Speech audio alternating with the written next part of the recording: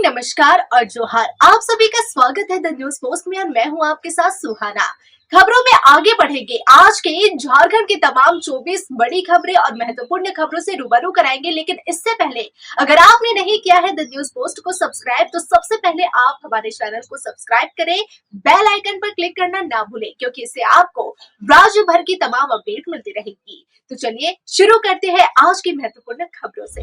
Police ने tiger Anil Mahato हत्याकांड का खुलासा कर लिया है। हत्या के पीछे 10 एकड़ जमीन वजह बताई जा रही है। इस मामले में रांची पुलिस ने 4 आरोपियों को गिरफ्तार किया है। हत्या के बाद सभी अलग अलग लोकेशन पर भाग रहे थे, लेकिन सभी बिंदुओं पर जांच करते हुए पुलिस अपराधियों तक पहुंच गई। इस घटना में टेक्निकल सेल की मदद से सभी अपराधियों की गिरफ्तारी सफल हुई है। रांची एसपी चंदन कुमार सिन्हा ने प्रेस वार्ता कर बताया कि अनुसंधान के दौरान यह जानकारी लगी कि अनिल महतो और टाइगर अनिल महतो की दुश्मनी देवव्रत नाथ शाहदेव किशोरगंज के रहने वाले से चल रही थी।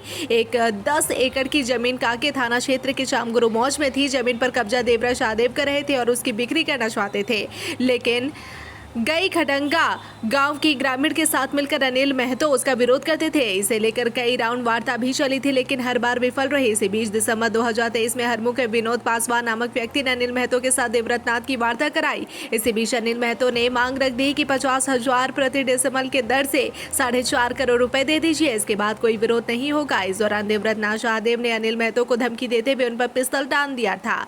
इस मामले में गिरफ्तार किए गए अमन सिंह, मनीष चौरसिया, अजय कुमार, जिशान अख्तर को जेल भेज दिया गया है।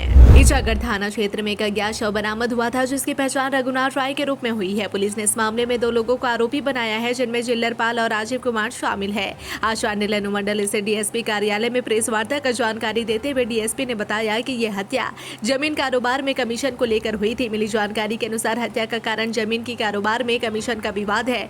मृतक का नाम रघुनाथ राय है, जिसकी उम्र करीब 50 वर्ष है, जो RIT थाना क्षेत्र के आदित्यपुर रोड नंबर 19 के रहने वाले थे। वहीं आरोपी जिल्लरपाल बंता नगर आदित्यपुर 2 का रहने वाला है, जिसकी उम्र करीब 55 वर्ष है। वहीं आरोपी राजीव कुमार की उम्र करीब 20 वर्ष बताई जा रही है। हत्या के मामले में पुलिस अधीक्षक महोदय सरायकेला खरसावा के निर्देशानुसार अनुमंडल पुलिस पदाधिकारी शांडिल के नेतृत्व में एक छापेमारी दल का गठन किया गया। पुलिस इस मामले में आगे की कार्रवाई करेगी और न्यायालय में आरोपियों की पेशी करेगी। कहते हैं कि किसी चीज को पूरी शिद्दत से चाहो तो पूरी कायनात उसे तुमसे मिलाने की कोशिश में लग जाती है। कुछ ऐसी ही कहानी पलामू के रवि महतो की भी है, जो 8 साल से ड्रीम 11 पर टीम बनाकर करोड़पति बनने का सपना देख रहा था। इस दौरान करीब 5 लाख से अधिक रुपए भी हार गया। कर्जे के बोझ तले दब रहा था, लेकिन एक जुनून उसके अंदर था और विश्वास था कि वह करोड़पति बन जाएगा।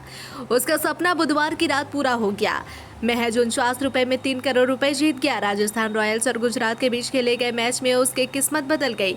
भारत में अभी IPL का सीजन चल रहा है और इस सीजन में कई लोग ड्रीम 11 में टीम बनाकर करोड़ों रुपए जीत रहे हैं। अभी ताजा मामला पलामू जिले के मेदिनीनगर के सदर प्रखंड के कौड़िया के तेलिया बांध में एक मजदूर का बेटा रवि मेहता ने ड्रीम 11 में 49 रुपए लगाकर 3 करोड़ रुपए जीत हासिल कर ली है। रवि मेहता गाँव में ही एक छोटा सा किराना का दुकान चलाता है। वो 8 सालों से ड्रीम 11 में टीम बनाकर किस्मत को आजमा रहे थे और इसी दौरान कल गुजरात और राजस्थान रॉयल में टीम बनाकर 3 करोड़ रुपए जीत हासिल कर सबको चौंका दिया। उनकी इस बड़ी जीत की खबर सामने आते ही पूरे क्षेत्र में खुशी की लहर दौड़ गई और उनके घर पर बधाई देने वालों का तांता लग गया। फिलहाल युवक का परिवार बेहद खुश है।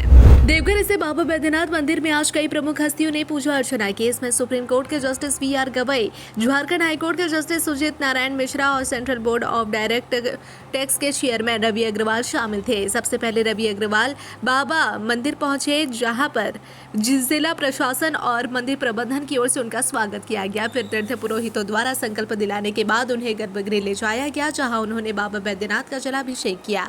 पूजा अर्चना के बाद मंदिर स्थित प्रशासनिक भवन में उपायुक्त विशाल सागर ने उन्हें स्मृति चिन्ह भेंट किया। इसके बाद सुप्रीम कोर्ट के जस्टिस और आज झारखंड हाईकोर्ट के जस्टिस बाबा के दरबार पहुंचे। सुप्रीम कोर्ट के जस्टिस ने अपने परिवार के साथ सबसे पहले बाबा बैद्यनाथ धाम में संकल्प लिया।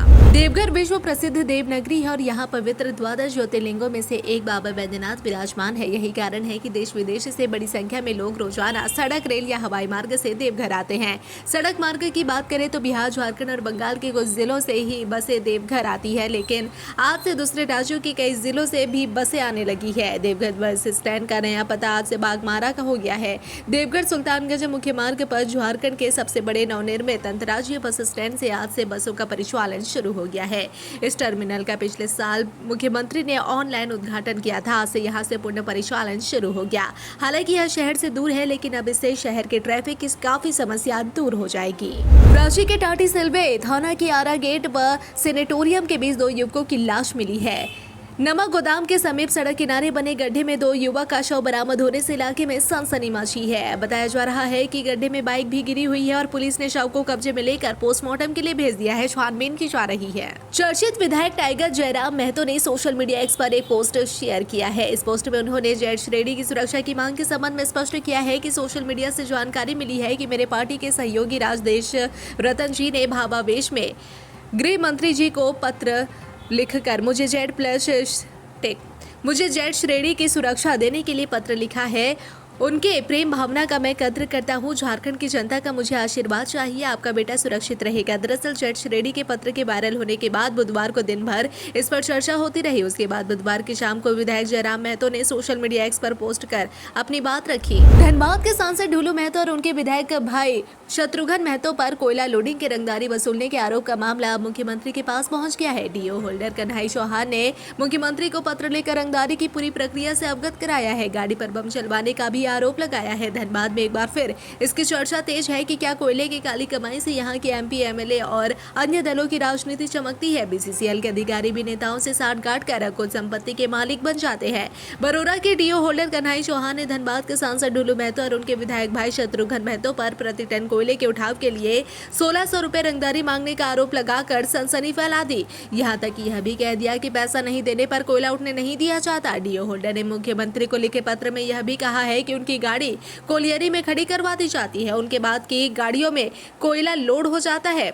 जब बीसीसीएल के अधिकारियों से शिकायत करते हैं तो कहा जाता है कि जाकर सांसद और विधायक से मुलाकात करें, उन्हें रंगदारी का पैसा दे। बता दें कि सांसद और उनके विधायक भाई के खिलाफ शिकायत करते करते अधिकारियों के एक्शन की प्रतीक्षा करते करते बरोरा के कोयला डीओ होल्डर कन्हैया चौहान और अन्य बुधवार को धनबाद के रणधीर वर्मा चौक पर 1 दिवसीय धरना दिए। कोडरमा के पूर्व सांसद और गिरिडीह कांग्रेस के वरिष्ठ नेता तिलकधारी सिंह पिछले 3 दिनों से गंभीर हालात में है और शहर के नवजीवन नर्सिंग होम में आईसीयू में भर्ती है। गुरुवार को इसकी पुष्टि करते हुए उनके छोटे बेटे गिरिडीह कांग्रेस के जिलाध्यक्ष धनंजय सिंह ने बताया कि पूर्व सांसद तिलकधारी सिंह 3 दिन से आईसीयू में है, जहां उनका इलाज जारी है, लेकिन हालात गंभीर बना हुआ है। आपको बता दें कि 85 वर्षीय तिलकधारी सिंह कोडरमा के पूर्व सांसद रह चुके हैं और इतना ही नहीं, कांग्रेस की पूर्व राष्ट्रीय अध्यक्ष सोनिया गांधी और गुजरात कांग्रेस के अहमद पटेल समेत कई बड़े कांग्रेस नेताओं के करीबी है। लिहाजा उनके हालात है कि जानकारी मिलने के बाद भाजपा नेता दिनेश यादव समेत अलग अलग दलों के कई नेता उनका हाल जानने नवजीवन नर्सिंग होम गए थे। झारखंड मुक्ति मोर्चा का 13वां अधिवेशन रांची के खेलगांव टाना भगत इंडोर स्टेडियम में 14 और 15 अप्रैल को होगा। कार्यक्रम की तैयारी जोर शोर से चल रही है। लगातार कई राउंड की बैठक हो रही है, जिसमें इस अधिवेशन को यादगार बनाने की दिशा में काम किया जा रहा है। इसी कड़ी में झारखंड मुक्ति मोर्चा के कैंप कार्यालय में पार्टी के पदाधिकारी की बैठक हुई, जिसमें अधिवेशन से जुड़े कई बिंदुओं पर चर्चा हुई है। माना जा रहा है कि अधिवेशन में कल्पना सोरेन को बड़ी जिम्मेवारी भी दी जा सकती है, जिसकी बैठक में केंद्रीय महासचिव विनोद कुमार पांडे, सांसद महुआ माझी, अभिषेक वास्तव उर्फ पिंटू, सुप्रियो भट्टाचार्य, मंत्री चमरा लिंडा समेत कई विधायक और पार्टी के पदाधिकारी शामिल हुए। बैठक खत्म होने के बाद केंद्रीय महासचिव विनोद पांडे ने कहा कि 14 और 15 अप्रैल को झारखंड मुक्ति मोर्चा का अधिवेशन होना है और इस अधिवेशन में झारखंड के अलावा उड़ीसा, बंगाल, बिहार के भी पार्टी के पदाधिकारी शामिल होंगे। कार्यक्रम का नाम बाबा भीमराव अंबेडकर के नाम पर होगा। साथ ही स्मृति द्वार का नाम स्वर्गीय जगन्नाथ महतो के नाम पर होगा। इसका निर्णय तैयारी समिति की बैठक में लिया गया है। पिछले दिनों बोकारो स्टील प्लांट बीएसएल के प्रशासनिक भवन के सामने नौकरी की मांग को लेकर प्रदर्शन कर रहे विस्थापित अप्रेंटिस संघ के सदस्यों पर सीआईएसएफ ने लाठीचार्ज कर दिया था। इस लाठीचार्ज में ग्राम धावाटांड नावाडीह प्रखंड बोकारो जिला के 24 वर्षीय प्रेम कुमार महतो की मौत हो गई थी। नेता प्रदेश अध्यक्ष एवं नेता प्रतिपक्ष बाबूलाल मरांडी ने उनकी आवाज जाकर शोकाकुल परिजनों से मुलाकात की। शोक संवेदना प्रकट करते हुए घटना की जानकारी ली। मरांडी ने कहा कि भाजपा विस्थापितों की लड़ाई में उनके हक और अधिकार दिलाने के लिए साथ खड़ी खड़ी है। उन्होंने कहा कि विस्थापितों की मांग स्वाभाविक है, ये हक की लड़ाई लड़ रहे हैं, इसलिए प्रेम कुमार महतो की पुलिस की गोली से हुई मौत उनकी शहादत है, उन्हें शहीद का दर्जा मिलना चाहिए। उन्होंने कहा कि लाठी चलाने वाले पुलिस जवान पर हत्या का मुकदमा दर्ज हो और कठोर सजा दिलाई जाए ताकि भविष्य में ऐसी घटनाओं की पुनरावृत्ति न हो। उन्होंने कहा कि भाजपा इस न्याय की लड़ाई में पीड़ित परिवार और विस्थापितों के साथ खड़ी है।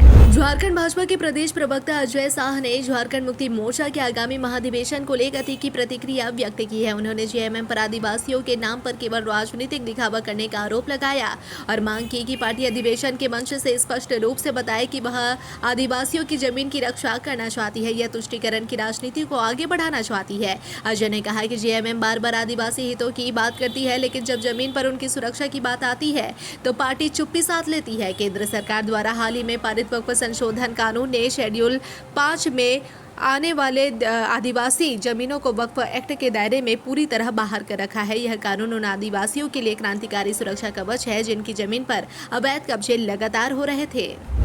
जैनियों के विश्व प्रसिद्ध तीर्थ स्थल शिखरजी मधुबन सहित गिरिडीह जिले के गिरिडीह सदर सरिया बाजार एवं इसकी बाजार में पूरे जोर से भगवान महावीर की 2623वीं जयंती धूमधाम से मनाई गई। इस अवसर पर जैन धर्मावलंबियों ने बहुत ही उत्साह देखा गया और सबसे पहले बड़ी संख्या में जैन समाज के भक्तों द्वारा सरिया बाजार में भव्य शोभा यात्रा निकाली गई। इस दौरान सरिया स्टेशन रोड से निकले शोभा यात्रा में 2 वाहनों में भगवान महावीर की मूर्तियां और तस्वीरों को सजाकर नगर भ्रमण किया गया और इस दौरान शोभा यात्रा में शामिल बच्चे, बुजुर्ग और नवजोत कौन है बढ़ चढ़कर भाग लिया। तो वही शोभा यात्रा से निकले भगवान महावीर की जयकारी से वातावरण गूंज उठा। तो वहीं गिरिडीह सदर में जैन धर्मावलंबियों द्वारा बैंडबाजी के साथ भगवान महावीर के संदेश जियो और जाने दो के जयकारे लगाए गए। जमशेदपुर बिष्णुपुर थाना क्षेत्र में मंगलवार देर रात एक अजीबोगरीब और गैर जिम्मेदाराना घटना सामने आई है, जिसमें एमजीएम मेडिकल कॉलेज के प्रिंसिपल की गाड़ी को बीच सड़क पर लावारिस हालत में पाया गया। यह घटना बिष्णुपुर थाना से महज 100 मीटर की दूरी पर घटित हुई, जहां मुख्य मार्ग पर खड़ी इस कार के कारण बिष्णुपुर मेन रोड और बाजार में देर रात तक जाम लगा रहा। बता दें कि कार में ना तो कॉलेज के प्रिंसिपल मौजूद थे और ना ही उनका ड्राइवर।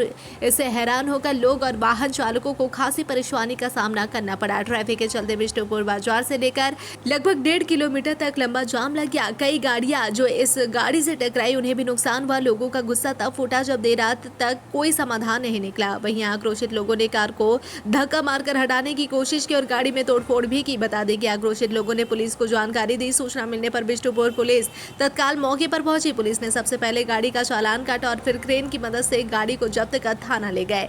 इस दौरान स्थानीय व्यापारियों और आम लोगों ने मेडिकल कॉलेज प्रशासन की लापरवाही को लेकर नाराजगी जाहिर की है। अब सवाल ये उठता है कि आखिरकार कॉलेज प्रिंसिपल की गाड़ी को इस तरह बीच सड़क पर क्यों छोड़ा गया। जमशेदपुर में एक बार फिर तेज रफ्तार का कहर देखने को मिला है, जो एमजीएम थाना क्षेत्र के NH-33 स्थित बड़ा बाकी के पास तेज रफ्तार बस ने स्कूटी सवार एक महिला एक पुरुष को अपनी चपेट में ले लिया, जिसमें एक व्यक्ति की मौत घटनास्थल पर ही हो गई, जबकि महिला को अस्पताल ले जाने के क्रम में रास्ते में मौत हो गई। बताया जा रहा है कि दोनों बिरसा नगर के मोहर्दा के रहने वाले थे। काम के सिलसिले में घर से निकले थे और NH पर जाते ही तेज रफ्तार बस ने उन्हें अपनी चपेट में ले लिया। हालांकि घटना के बाद बस चालक मौके से फरार हो गया। वहीं पुलिस ने बस को जब्त कर थाना ले गई है। फिलहाल पुलिस ने दोनों के शव को पोस्टमार्टम के लिए भेज दिया है। मामले की जांच में जुट गई है। यह तो आश्चर्यजनक है। धनबाद के हृदय स्थली बैंक मोड़ के राजेंद्र मार्केट में इतना बड़ा सेक्सटॉर्शन का अड्डा चल रहा था और बगल के थाने को इसकी सूचना तक नहीं थी।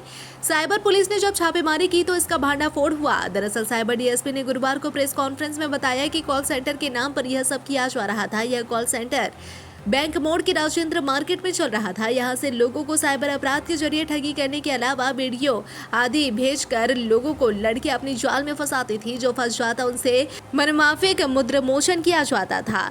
इस काम में केवल 3 ही लड़कियां थी या और थी। पुलिस इसकी जांच कर रही है। आश्चर्यजनक बात यह है कि यह पूरा काम एक पति पत्नी के द्वारा किया जा रहा था। पति तो पुलिस के कब्जे में है। 3 लड़कियां भी गिरफ्तार कर ली गई है, लेकिन पत्नी की तलाश अब भी पुलिस को है। साइबर डीएसपी ने बताया कि कॉल सेंटर से 14 मोबाइल बरामद किए गए हैं। यह सभी नंबर अलग अलग लोगों के नाम के हैं। लड़कियां कॉल सेंटर से वीडियो भेजकर लोगों को आकर्षित करती थी और फिर वसूली करती थी। परिवार पर दुखों का पहाड़ टूट गया। उन्हें क्या मालूम था कि 6 दिन बाद उनके घर शहनाई की तैयारी थी, लेकिन उनके घर पहले बेटे समेत 3 लोगों की अर्थी उठ जाएगी। प्रकृति ने इस परिवार के साथ बहुत ही क्रूर खेल खेला। तोपचांची में बुधवार की शाम हुई सड़क दुर्घटना में एक परिवार पूरी तरह से तबाह हो गया। बेटा, मां और मौसी की मौत हो गई। एक ट्रक ने उनकी जान ले ली। तीनों एक बाइक पर सवार थे और तोपचांची चौक के पास बनी जेब्रा क्रॉसिंग से सड़क पार कर रहे थे। इसी क्रम में तेज रफ्तार ट्रक ने उन्हें कुचल दिया। 2 महिलाओं की तो घटनास्थल पर ही मौत हो गई, जबकि बाइक चला रहा युवक गंभीर रूप से घायल हो गया। उसे गंभीर हालत में पास के स्वास्थ्य केंद्र ले जाया गया, जहां से उसे धनबाद रेफर कर दिया गया। हालांकि धनबाद पहुंचने के पहले ही युवक की मौत हो गई। मृतकों में बाइक चला रहा युवक ओम प्रकाश समेत उसकी मां और मौसी शामिल है। 16 अप्रैल को बाइक चला रहे युवक ओम प्रकाश की शादी होने वाली थी। राजगंज में शादी तय हुई थी। शादी के लिए ही ओम प्रकाश के साथ मां और मौसी खरीदारी के लिए निकली थी, लेकिन उन्हें क्या मालूम कि वह खरीदारी करने के पहले ही काल की गाल में समा जाएगी। घटना के बाद आक्रोशित लोगों ने सड़क जाम कर दिया। बाजार क्षेत्र तक वाहनों की रफ्तार पर नियंत्रण की मांग कर रहे थे। जाम की सूचना पर पुलिस पहुंची और आक्रोशित लोगों को समझा बुझाकर जाम हटवाया। यह घटना तोपचांची थाना क्षेत्र से 100 मीटर की दूरी पर हुई। भीषण दुर्घटना की सूचना पाकर डुमरी विधायक जयराम महतो भी घटनास्थल पर पहुंचे। राजधानी रांची समेत राज्य में स्थित सभी प्राइवेट स्कूलों में फीस बढ़ोतरी की सूचना के संबंध में पेरेंट्स एसोसिएशन ने आज एक महत्वपूर्ण निर्णय लिया है। एसोसिएशन ने यह स्पष्ट कर दिया है कि राज्य के शिक्षा मंत्री रामदास सोरेन को प्राइवेट स्कूलों द्वारा की गई विभिन्न मदों में फीस वृद्धि की पूरी सूची और संबंधित विवरण शीघ्र ही सौंपा जाएगा, ताकि वे इस पर अंकुश लगाने को लेकर पहल कर सके। झारखंड पेरेंट्स एसोसिएशन के अध्यक्ष अजय राय ने बताया कि इस वृद्धि से अभिभावकों पर आर्थिक दबाव बढ़े हैं, जो पहले से ही महामारी के कारण वित्तीय चुनौतियों का सामना कर रहे हैं। फीस में बढ़ोतरी के कारण कई परिवारों की शिक्षा पर आने वाली लागत बढ़ जाएगी, जिससे बच्चों को गुणवत्तापूर्ण शिक्षा दिलवाने में कठिनाई हो सकती है। पेरेंट्स एसोसिएशन ने राज्य शिक्षा मंत्री से यह अनुरोध किया है कि वह इस मुद्दे पर हस्तक्षेप करे और यह सुनिश्चित करे कि फीस वृद्धि को पारदर्शी तरीके से और उचित मानकों के तहत किया जाए।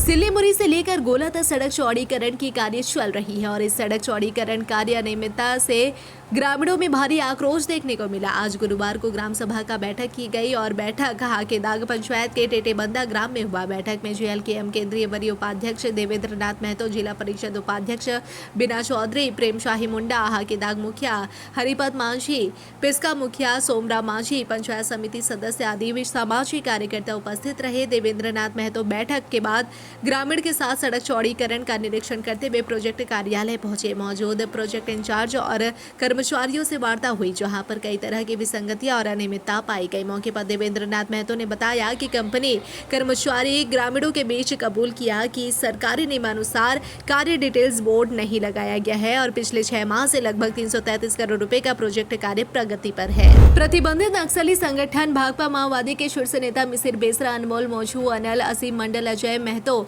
सागे नंगारिया, अश्विन, पिंटू लोहरा, चंदन लोहरा, अमित हासदा उर्फ अपटन, जयकांत, रावा मुंडा अपने 10 सदस्यों के साथ सारंडा कुल्हान क्षेत्र में विध्वंसक गतिविधि के लिए भ्रमणशील है, जिसके आलोक में Chaibasa police cobra 203 BN 209 BN Jharkhand jaguar एवं CRPF 26 BN 60 BN 134 BN 174 BN 193 BN 197 BN की टीमों का एक संयुक्त अभियान दल गठित कर लगातार अभियान संचालित किया जा रहा है। इसके संबंध में विश्वस्त सूचना प्राप्त होने के आलोक में 4 मार्च से एक विशेष संयुक्त अभियान छोटा नागरा एवं जराईकेला थाना के सीमावर्ती जंगली और पहाड़ी क्षेत्रों में प्रारंभ किया गया है। अभियान के दौरान 10 अप्रैल को जराईकेला थाना अंतर्गत वन क्षेत्र कुलपाबुरु के आसपास जंगली पहाड़ी क्षेत्र में 5 नक्सली बंकर को सुरक्षा बलों के द्वारा ध्वस्त कर दिया गया।